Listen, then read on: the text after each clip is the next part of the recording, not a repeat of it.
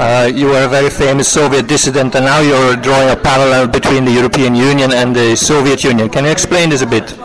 Well, of course, when we speak about the European Union, we have to keep in mind that it's a very, let's say, mild copy of the Soviet Union. We're talking about structures, we're talking about certain ideologies being instilled into it, a novel idea for Europe.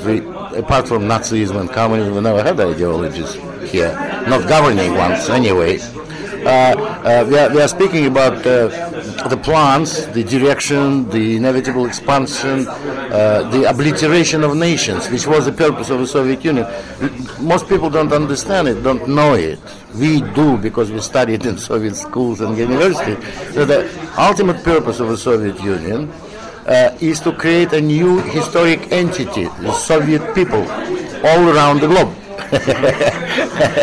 and of course the same is true here, only they call it Europeans, whatever it means. That is the idea. The state, according to communist doctrine as well as many socialist thinking, the state is supposed to wither away national state. Of course in Russia it came upside down. It actually became a very powerful state instead of withering away. But the nationalities were obliterated. They thought so.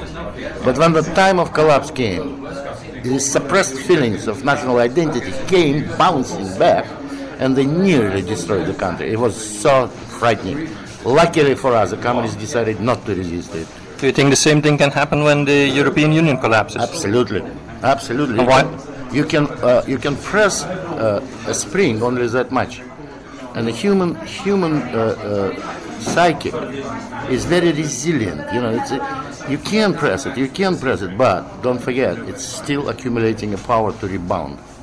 It's like spring, and it always goes to overshoot when it's spring. Some people will say that all these countries that joined the European Union did so voluntarily. Look to East European countries.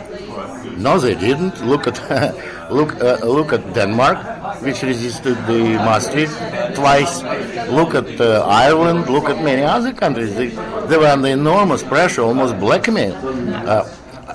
Switzerland was forced to vote 5 times in the referendum. 5 times. All 5 times they rejected it. But who knows what will happen in 6 times, 7 times? It's always the same thing. It's a trick for idiots. We vote in referendums until people vote what we want, and then we stop referendum.